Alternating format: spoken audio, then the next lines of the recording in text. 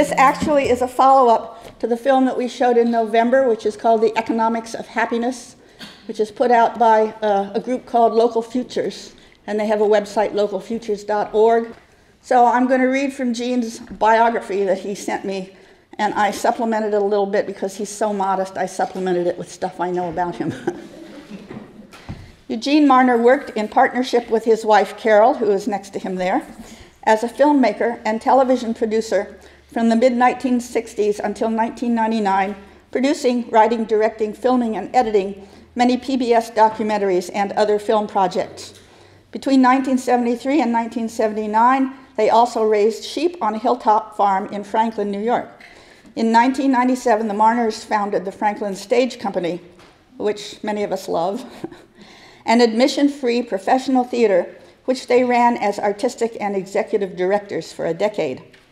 In 2005, in collaboration with other Franklin residents, the Marners co-founded not-for-profit, all-volunteer Franklin Local Ltd, with projects to revitalize the local Franklin community, including its citizens newspaper, the New Franklin Register, and the ever-growing Franklin Farmers Market, which just completed its 11th season. In 1999, Eugene became aware of great changes coming to the global economy as oil production peaks and begins its inevitable decline. Among those changes is the reversal of globalization and the contraction of trade and what we now call the economy.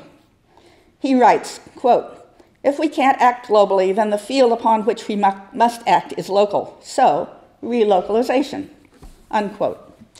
As a society and in our own communities, we, quote, "will need substantial movement towards a local economy and, even more important, a wide understanding of the issues involved. Why relocalizing is both important and urgent and inevitable, and what we need to do," unquote. About his presentation today, he has said, quote, "I would not like to suggest that I have a plan, but rather would like to explain why local economies are the future, how we need to think about that future, and how we need to educate our fellow citizens, and how we can engage them to think about the issues. I don't have the answers, but I think I have the right questions. Please welcome our neighbor and friend, Gene Marner." Kathy just gave my whole talk.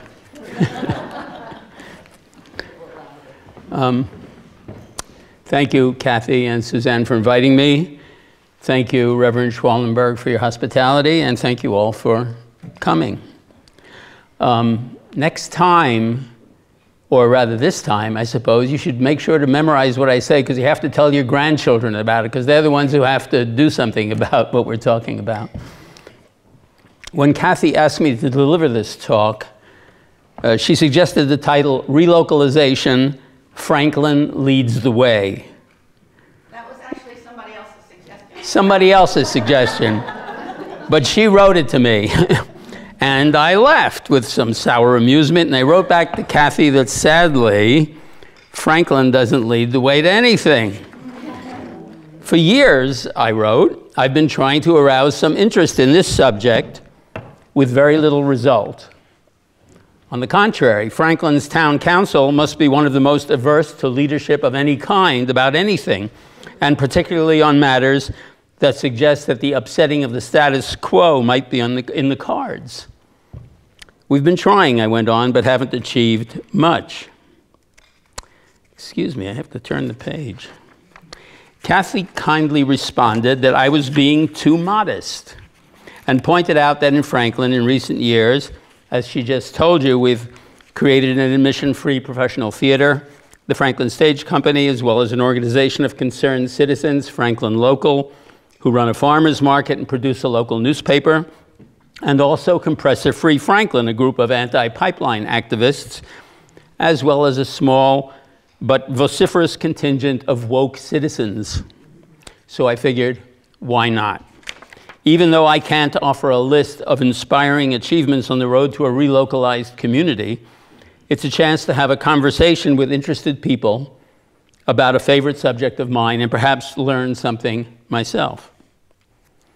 I know that this talk is meant to follow on your screening in November of The Economics of Happiness, so I assume that many or most of you know what we are talking about is the polar opposite of globalization. But before I go on, I'd like to ask you to just give me an idea of what you think relocalization or relocalizing means. This isn't a test, but just an effort to ensure that we're all talking about the same thing. Please just tell me in a few words what relocalization means to you. Anybody? Grassroots. Sorry? Grassroots. Grassroots. I'm going to write these things down. Buy local. Growing local. Investing local. Investing. Farmers market. Growing. Love your farmer. I missed one. A farmer. Farmers market. And market. Building community. Building community. Any more? Understanding your source, which goes along with love your farmer, but Understanding your source. yeah. Understanding. And doing all those things again, that's what the re part means. What did I just miss? Self-sufficient energy. Energy. So self-sufficient energy. Self-sufficient in energy. Sustainability on all levels, energy, economy, etc. In energy. So I think everybody has an idea what this is all about. What you missed, Gene, was the re part of it means doing it again, because we used to do it. Right. The relocalization. Oh, relocalization. Just do it again. Yeah. Yeah. Returning to Well, that's what the movie called it localization. I call it relocalization because that's the way it used to be, inevitably. What made it possible, what made globalization possible, what made distant economies possible, is the source of our problem. It's our dependence on oil. Anyway, that's a good list. And I think we can use that as the basis. You know, these are mostly excellent policy suggestions. Everything's wise and virtuous, and we have to act on in all of these areas. I think, however, that in order to make better policy choices, we need to think more clearly about the sources of our predicament. What do I mean by predicament? I think we can all agree that we live in a very complex society. That complex society is embedded in a very complex world, so complex that our understanding of how it works remains pretty superficial, despite our tremendous scientific efforts and accomplishments. Not only that, we are ourselves astonishingly complex organisms. At the cellular, neural, and molecular levels, each of us is something like a galaxy unto ourselves. All of that complexity requires energy to sustain and activate. For many, many millions of years, we humans and all other living things obtain that energy from the sun, either directly as plants do, or indirectly, as we do, by eating plants or other creatures who eat the plants that harvest the sun's energy. In the past few hundred years, we've learned to make use of ancient sunlight. Sequestered in the earth is what we call fossil fuels. But on a finite planet, all resources are also finite. The film Economics of Happiness discusses our environmental, economic, and spiritual crisis, but fails, I think, to deal adequately with the energy crisis. Our energy policies are deeply flawed, even insane, but policy choices are rapidly giving way to the remorseless compulsions of physics and geology. To put it simply, we can't continue to grow our energy use, and without growing per capita energy use, there's no economic growth. Declining energy availability means economic contraction. Relocalization is not just a wise economic or social policy or environmental virtue, but rather the inevitable consequence of the ongoing energy descent. Relocalization is coming. whether or not we enact it. The question for us is, will it come as a calamity that crushes us, or will it emerge as a choice and a refuge and a better, more wholesome and sustainable life? Let me tell you how I got into all this and what I and others have tried to do in Franklin. In March 1998, I read an article in Scientific American entitled "The End of Cheap Oil." Two distinguished oil geologists, Colin Campbell and Jean Leherrère, argued that these were guys who worked for the oil companies. They were oil geologists. They argued that oil discoveries were not keeping and could not keep pace with demand, and that by about 2010, conventional oil supplies would peak and start to decline. At that point, prices would rise, economic crisis would result, and life would change. Peak oil, the peak of global energy production and its subsequent decline. Campbell and Leherrère got some details wrong about the timing, and they didn't know that there was going to be such a thing as shale oil, which is a fraud that it's not going to extend the oil age. But their analysis holds up quite well. When I read their piece, I was alarmed and wrote op-eds in the Daily Star and some other publications urging local communities to start to prepare. Let me, if I can turn the page, let me read from the first paragraph of the Daily Star article that I wrote in February 2002. I wrote, "Look around you. Unless you're reading this in the middle of the woods, chances are that virtually everything you see is there because of cheap, abundant oil. Oil-burning engines probably brought it to you, or perhaps it was made from oil, plastics, for example, fibers and detergents. Oil almost certainly contributed to the power used in its manufacture, and if it runs on power generated with oil and other fossil fuels. Our society and civilization are built upon the availability of cheap oil for transportation, for food production, for warmth, for trade, and commerce." That's what I wrote back then. I went on to write other things, but that's the first paragraph. After the article was printed, I realized that even the trees in the woods that I mentioned at the beginning were there because of oil. All you have to do is look at a photograph of this area from the end of the 19th century or the beginning of the 20th, and the hills that are now covered with woods were all bare. The timber had been sold off, and what hadn't been sold off to use in furniture or shipbuilding or whatever they used it for was burned. So there was no wood. Just after the article appeared, I was invited to speak on the subject at various venues around the area. I also started going to the Franklin Town Council and the Franklin School Board meetings to raise the alarm. Cheap oil is going away and our lives will change forever and will be thrown back upon local resources, so let's talk about it. That went on for a couple of years. I kept going back, and I think they began to roll their eyes when they saw me coming. But a small group of Franklin people seemed to find the message compelling, and we started meeting, first in the library, and then in the town council meeting room. Then came 9/11 and the wars, and our attention was divided between anti-war efforts and energy issues, although many of us recognize that the wars and oil are closely connected. In 2005, it suddenly dawned on me that I had to stop asking the town council to do something and instead offer them something to do. So I came up with a resolution that they passed on December 6, 2005, that authorized the creation of a Citizens Commission on Peak Oil. Sounds very grand, but it really was not very grand. That would do research and report back. They passed the resolution, I suppose, to get me to shut up. I posted the resolution on some peak oil online groups, and we got some good cheer and excitement over it. Peak oilers back then were not getting much attention, and we all got excited if anyone looked up when we said the magic words.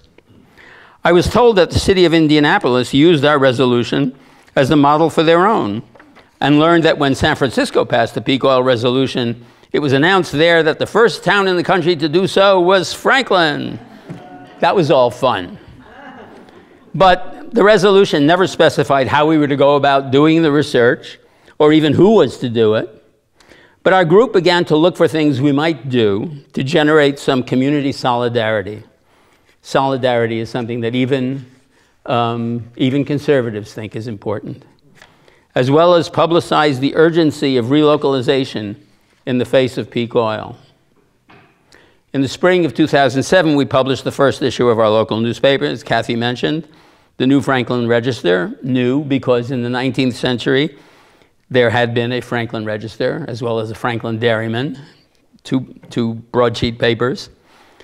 The first issue was 4 pages. We paid for the printing ourselves and distributed it free of charge around the area, as we still do, distribute it free of charge. The most recent issue last fall was 20 pages and had advertising that paid for the printing. Also in 2007, we started sponsoring a farmer's market on the lawn in front of the Franklin Stage Company. That continues. What has been the impact of all of this? And all of this sounds, it's all a lot of work, as you all know, and because you've all volunteered to do things. Well, it's hard to say what the impact has been. The paper and the market continue with too few volunteers and far too few young ones. The market includes a hospitality tent and is a delightful way to spend a few hours on a summer Sunday afternoon. Please come by one weekend next summer. It's lovely. As well as to stock up on food for the week. Is that relocalization?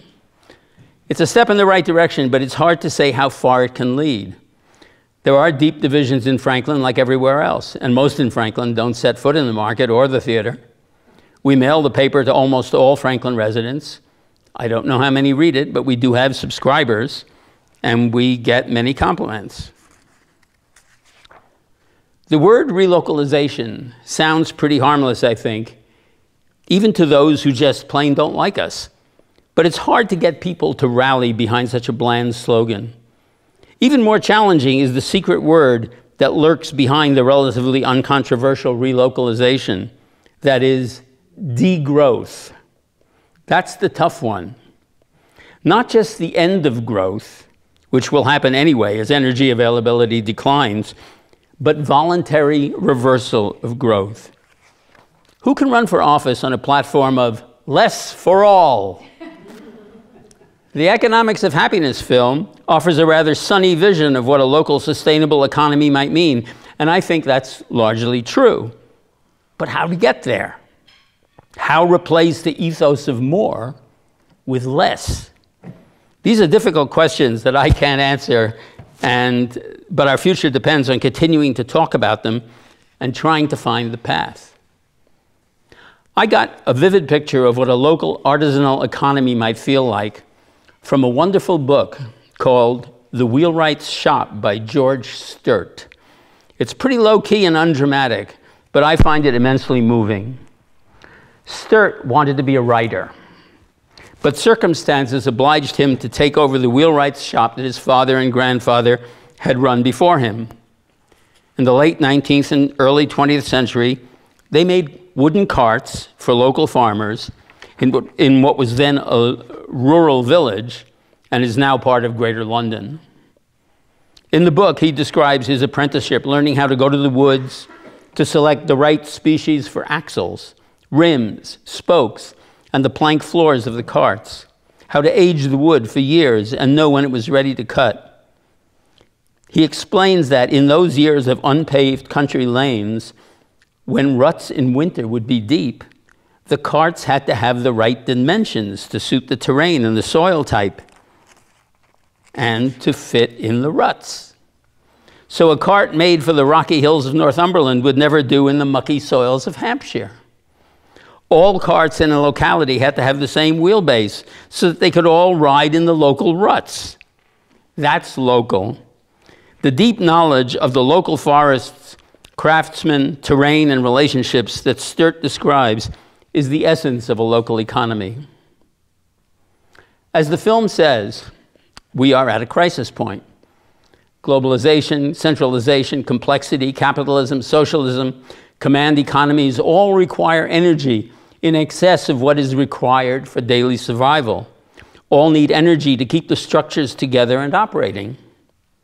In the face of declining energy availability, debt, and financial manipulation have contrived to maintain the illusion of growth. The globalized economy is a great swamp of Ponzi schemes, frauds, scams, and outright thefts, as I'm sure you all know, all the while pumping poisons at an increasing rate into the one and only biosphere. Relocalization may mean the economics of happiness, but we must acknowledge that it also means constraints. It means learning to take pleasure in simple things. Relocalization requires a new way of thinking about ourselves, our place in the world, and a new humility in the face of nature, not the environment, a word which implies that the world goes on around us, with us at the center, but the shared world of which we are a particularly dangerous part. I'm sorry that I haven't been able to offer a how-to manual on relocalizing a community, or to be able to tell you that Franklin is busily becoming localized thanks to our efforts. But relocalization is the antidote to despair. I don't mean to discourage you, but to urge you to speak tirelessly to your friends and neighbors about these matters. We have no choice. Thank you.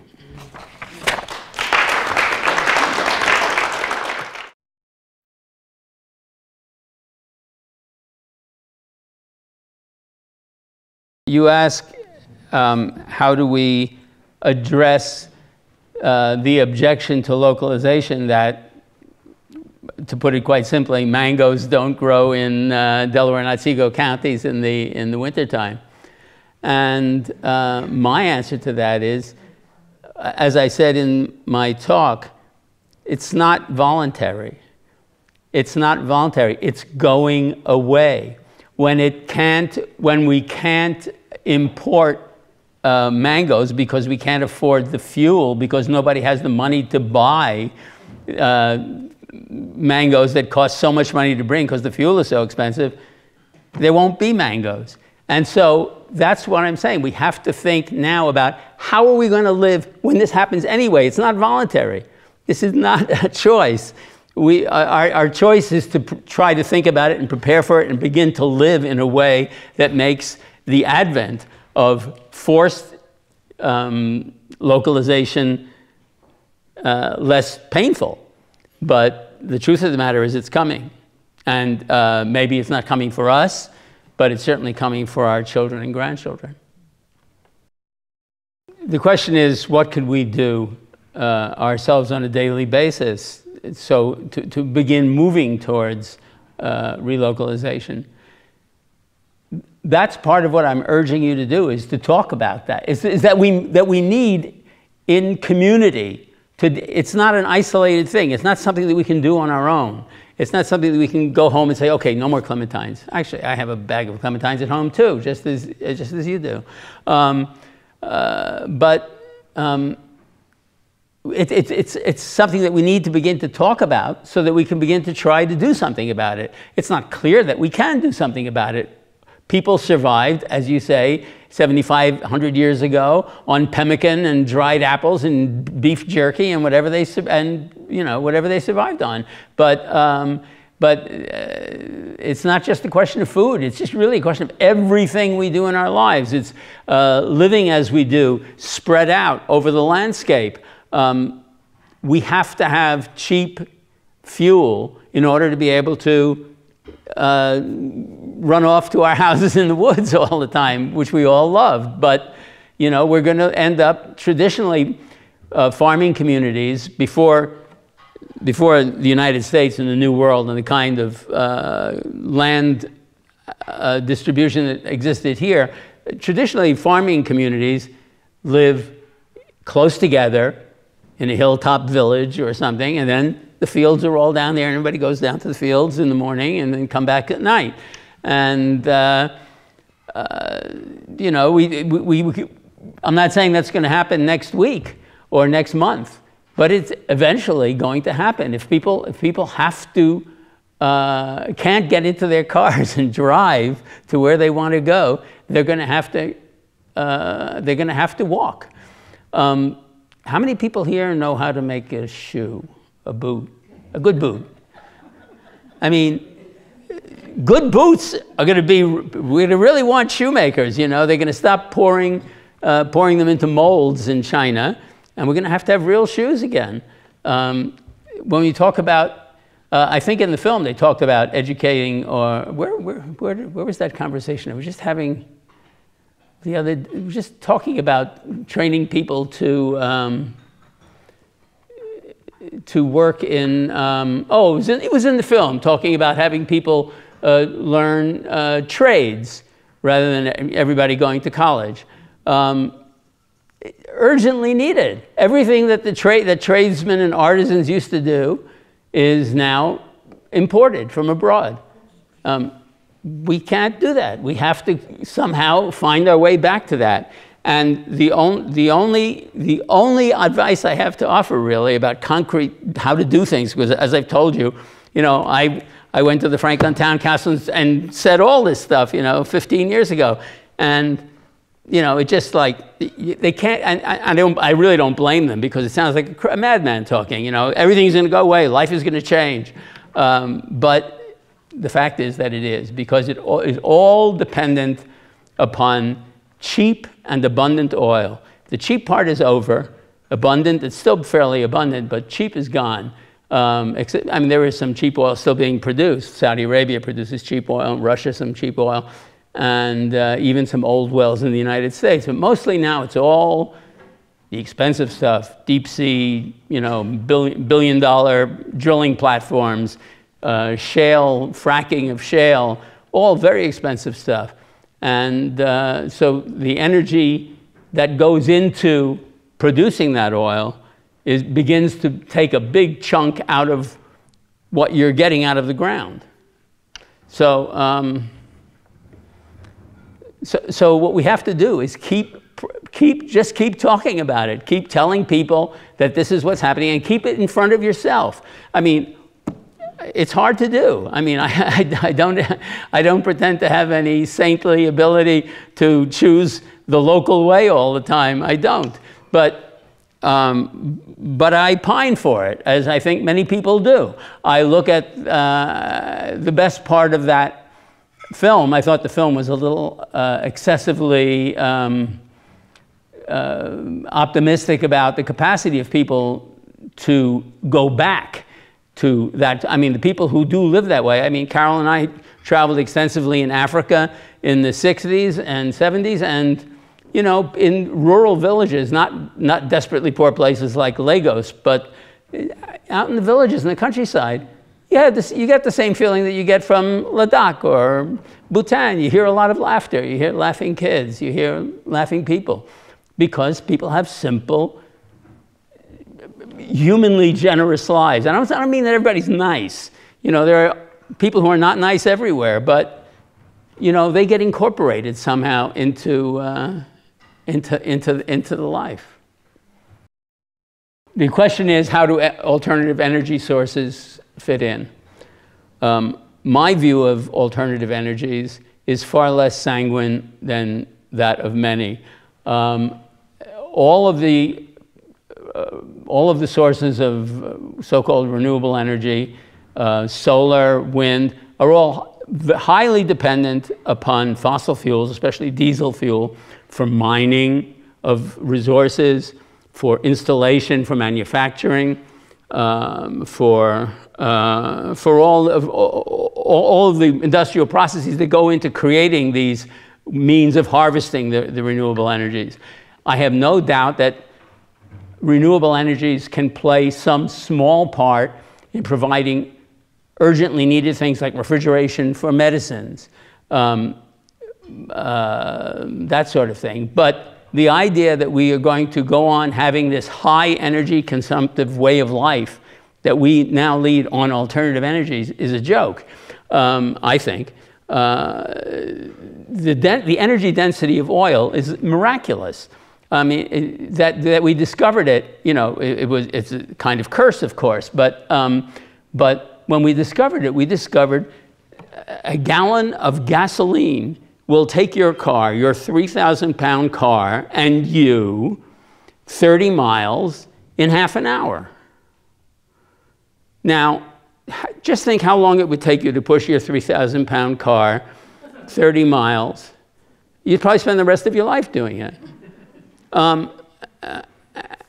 So, I mean, it's just a miraculous form of energy. And it's very portable. At first, it was very easy to obtain. You know, you drilled a hole in the ground in Texas and Oklahoma back in the 20s, and pew, gusher came like in the movies, and, you know, people got rich, and they had all this oil. And it was magical because it enabled human beings to do things to feel godlike. You know, they can fly. We can fly in the sky. The price we pay for it, of course, is the ever-increasing volume of pollution and poison that we're introducing into the atmosphere that it can no longer absorb. The question is, how do we persuade our legislators to not to support fracked gas or whatever alternative fuel seems to present itself? Well, you got to change the legislators. That's the most urgent thing. We've got to change the legislators. They're all bought. Because of our very conservative friend of mine in Franklin has been saying to me for years, he said, there'll never be any change until they change the way elections are financed. Everybody knows that. Conservatives know that. People on the left, progressives, liberals, they know it too. Everybody knows it. The legislators are all bought.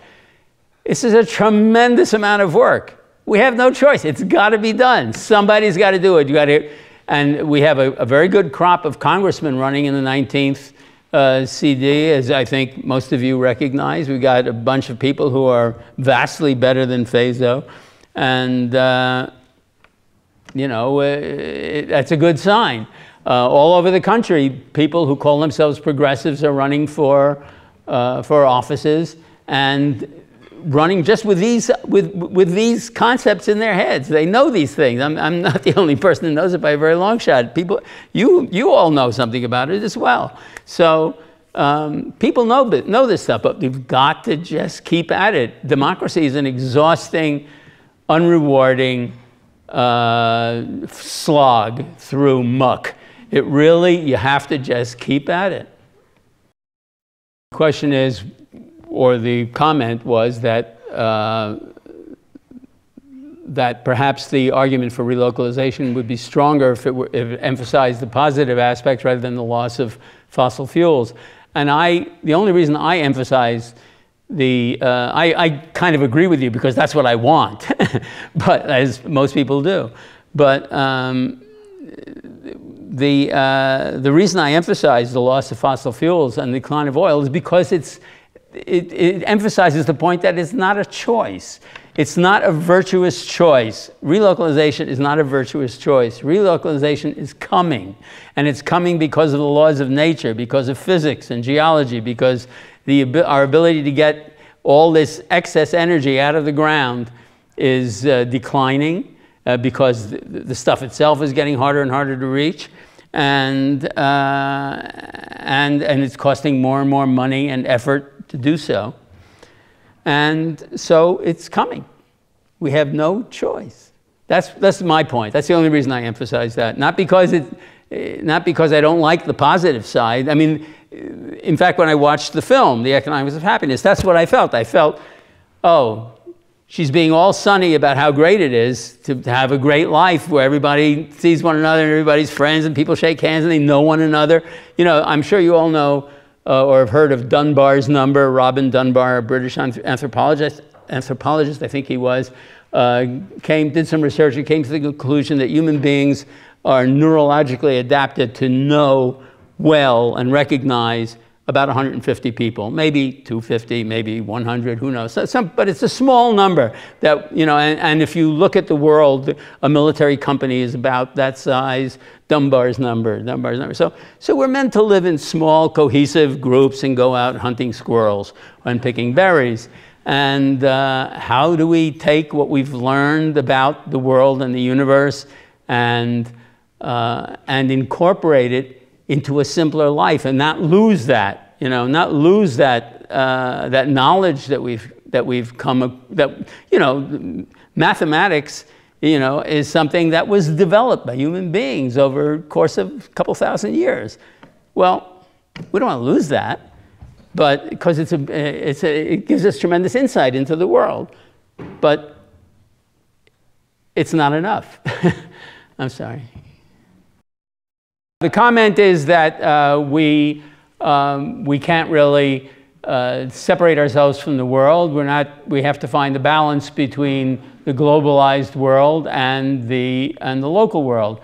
And to that I would reply, yes, indeed. However, the trade-offs have to be measured and defined. You have to know how much energy it takes to maintain those connections and decide how to apply the energy we can afford to use and what we want to apply it to. And that requires getting together and discussing these things. I mean, that's, I'm not arguing against it. My sister-in-law lives in Italy, and my brother lives in San Francisco, and my daughter has moved to Kingston. I want to be able to communicate with them, but those are issues that as a society, as a culture, we're going to have to decide about.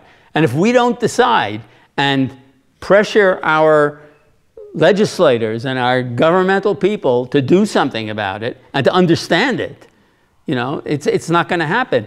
I mean, the use of energy has always, from the beginning of, from the time agriculture began and we began to have organized, complex societies, the control over who gets to use the energy has always been highly politicized. In fact, everything is politicized. I mean, our lives, we're political animals, as Aristotle told us. I mean, we without even knowing it, we swim in politics the way fish swim in water. And we have to take political control of these issues and decide for our societies what's going to happen. And until people understand that these are issues, it's not something that I've considered deeply until you just mentioned it, but you're right. We're going to want to retain a lot of what we have, but we have to do it within the constraints that are placed upon us by the physical limits of the natural world. There's no way we can magically overcome those. No, I agree. I mean, the question is, isn't the real issue how we all get along? Well, yes, indeed, it is. But what is at the moment allows us to go away and ignore one another is the fact that we can get into our cars and drive off to our houses and don't have to have anything to do with anybody when it's necessary to have everyone help and work together. I don't know if you've ever seen a rural community where people do things together. You can see it in Bruegel paintings, everybody out cutting the hay together. In fact, there's a guy up in New Brunswick who imports Austrian scythes, and he believes the world can be saved with the Austrian scythe. And I've seen videos of theirs up in New Brunswick. They go out to cut hay instead of with a tractor and and a baler and all that. A bunch of guys line up and they go down together, all working together synchronously. And I tell you that I bought some scythes from him and used them for a few years, a long while ago, and it makes beautiful hay. And then they break it up and they dry it out in the field and all the old way. And there's no fossil fuel input at all, except in the transportation of the scythes from Austria. So, and of course they don't have to be made in Austria. So yes, you're right. What we need is that communal activity. I don't know how to get there. But that's why I'm saying what we need to do is talk to each other more. People have to not just sit down and make an action plan, but try and educate all of our neighbors about the need for communal cooperation. I mean, you know, and I don't mean to say this in a kind of make it sound like a sentimental, you know, excessively sunny. The film, I'm trying to make it seem that way, just a little too sunny to be believable. But I'm sorry, I'm losing my train of thought. But the idea is that the only way to do this is to start doing it. And I don't know any better than you do how to do this. What we did in Franklin is we started meeting. And, you know, we have, the meetings are small, not a lot of people join in, and we have, and our projects, it tends to get a little sclerotic, you know. It became the farmer's market in the paper, and we do those things, and I think they have some merit, but I don't know, I doubt that very much that they're carrying us forward into a localized economy, because most people don't expect what's happening. Most people think they're going to keep buying diesel fuel and running their snowmobiles around the fields. And they, you know, it's an educational process that's painful and slow and kind of unrewarding, but I don't see any other way to go about it. The comment was that we can't think just about relocalization, but we have to think about we have to describe an economic system that will replace the one that's fossil fuel dependent. Well, of course, I agree. That's got to. But again, I'm trying to point out. I don't have a prescription. I don't have a plan. I don't know what that is. I do think that worker cooperatives of whatever size are the way forward for complexity for a complex society. Expanded democracy. People, a worker cooperative means people live in a democracy not only when they go to the polls on election day, but when they go to work in the morning, and they don't become a slave when they get to work and punch the time clock. They remain a free citizen. That's a workers' cooperative. In our system, you go to work, you're at your boss's mercy, and in our deunionized world, you know, you can easily be fired. You're a serf, and in order that you can pay your taxes. And the taxes are there to make sure that you continue to do your job as a serf. So it's a closed system that's meant to keep you in your place and doing the things that are needed so that the bulk of the wealth gets funneled to the rich. Now, how do we go about changing that? I mean, John, you know, you know the ways, you have ideas about it as much as I do. But I think you have to start by talking to one another about it and getting serious about educating the people that you live with and near and around. I mean, you know, one of the problems about giving a talk like this is that everyone says, yeah, but you didn't tell us this is the thing, you should have done this, and if you'd only do that, it would work. That's true. It's true about all of those things. But I don't have either the answers or the capacity to make them by myself in any way, make them, you know, come to fruition. It's something that we've all got to commit ourselves to. And that's why I said, memorize everything that was said today and tell your grandchildren, because they're the ones who are going to have to do it. They're already doing it, I think.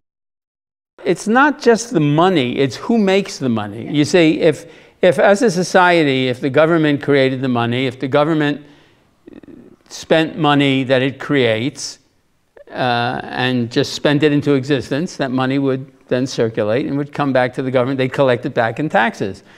But the system we have is where banks make money. The interest has to be skimmed off and sent to the banks and given to the rich, and that is a constant extraction process, extracting wealth from the society and concentrating it at the highest levels and making people poorer and poorer. So yes, you're right. I mean, as I said earlier, it's all politics. I mean, you have to do this through politics. Now, how do we get to stop making stuff? You said, well, you know, if we stopped making stuff, the interest payments on the loans to build the factories wouldn't be paid, and the bankers wouldn't be happy. So too bad. That's right, of course, but that's because we have the wrong legislators. You know, you've got to get legislators who understand this, who understand that our economy is the road to serfdom. Somebody wrote a book with that title, I believe. The comment was about tiny houses. I'd also add that super insulated houses. In Germany, they've been building houses with I'm trying to remember what it's called. Is it a Larsen beam? I think it's improbably named. Is actually a wall inside the wall, 14 inches inside the wall of the house, filled up with cellulose insulation. And apparently you can heat the house with a candle. So that seems like, I mean, in order to retrofit old houses, you have issues of dampness and mold, and you'd have to solve those issues first. But certainly in new construction, really, really thick, heavily insulated walls, cellulose is a great choice because it's recycling stuff that's already out there, can make houses very, very inexpensive to heat. Are we done? I think we're done. Thank you.